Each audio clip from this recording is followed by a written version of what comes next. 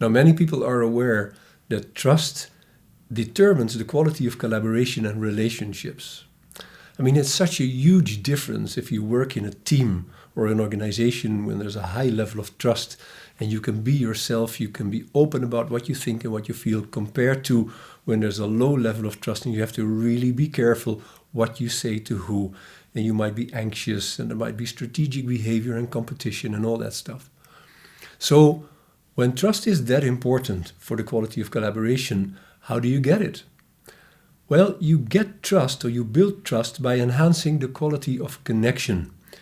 It means that you have to explore your inner and outer connections to discover how capable you are, and how capable you are together, to receive and give trust.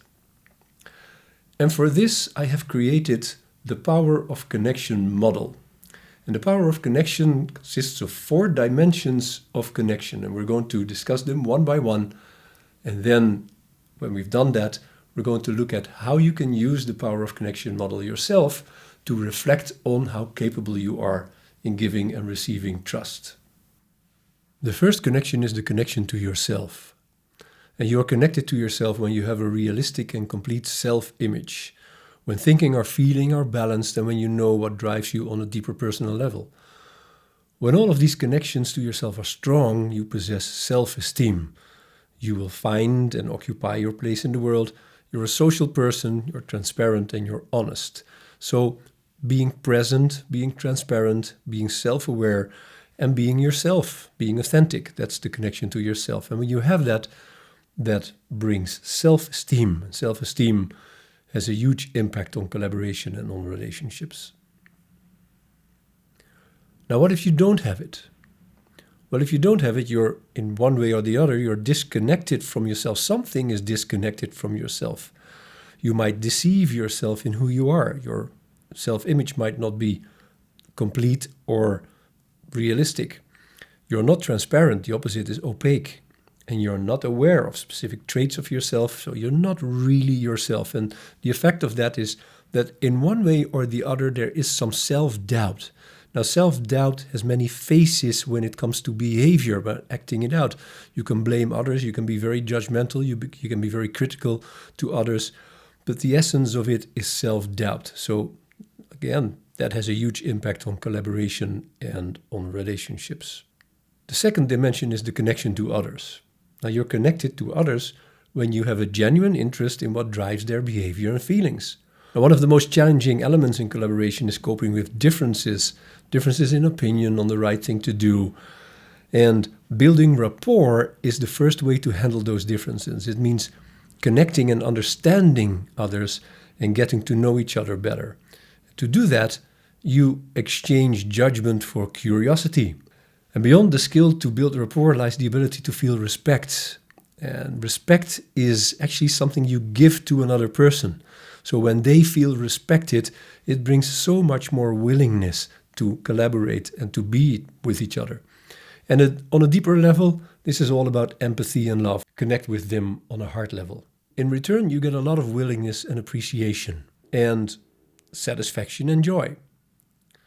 Now, what if that connection is poor? Then one way or the other, there is no real, genuine interest in other people.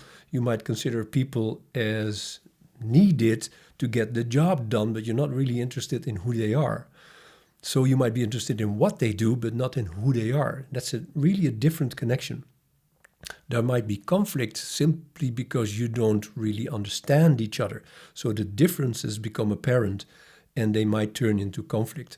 And your behavior might be strategic. So you have some interest in knowing the other, but for strategic reasons to get the work done. And on a deeper level, your heart might be closed. You don't really have the connection to other people. You can't experience intimacy or personal relationships. And that leads to frustration. The third dimension is the connection of what you do to others. It's actually connecting the content to others. Now, everything you do has consequences to others. Those consequences can be positive, and when they do, they evoke approval and joy. But they can also be challenging and raise concern, anxiety, or fear. And when that's the case, Those who experience the consequences want to be sure that whatever is going to happen, you will take their interest into account and don't cross their boundaries, at least not without their consent. When that connection is strong, you're aware of your responsibility for the interest of others. And you accept the consequences, especially when you have to make decisions that impact people in a negative way, at least to their perception. You take the consequences, you take and accept the responsibility for that without losing the connection to those people. Because it's very easy to make a decision if you're 1,000 miles away. When you do it face to face, when you do it in connection, that's a different thing. Especially leaving your heart open. That's where compassion comes in. So to be compassionate when you have to do things, at least in your perception, that impact others in a negative way. That's very important. And when people feel being taken serious, what you get in return for that is support on the content. When you don't do that, you get rejection on the content.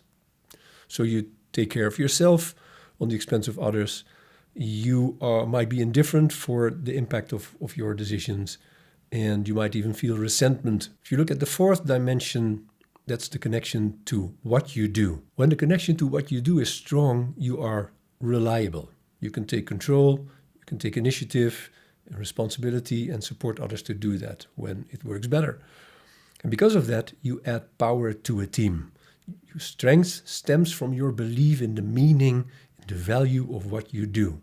When that connection is weak, then there's lack of power. You might not believe in your skills, in your capacities. You might be overcompensating for your fear of being out of control, being not good enough, and that leads to some form of weakness, and obviously that weakens the collaboration.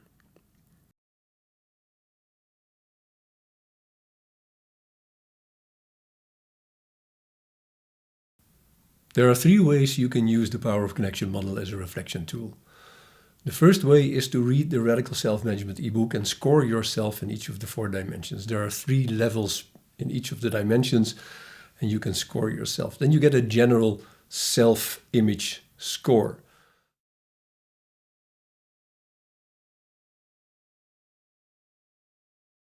The second way to do it is in your team.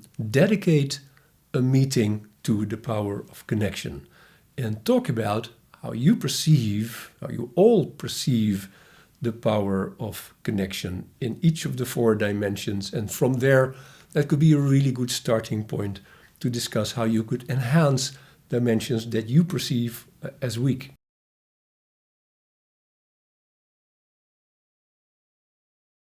Staff of the Power of Connection organization, do a survey in your team or organization. That's a more in-depth way to get a really clear view on how people in your organization perceive the level of trust.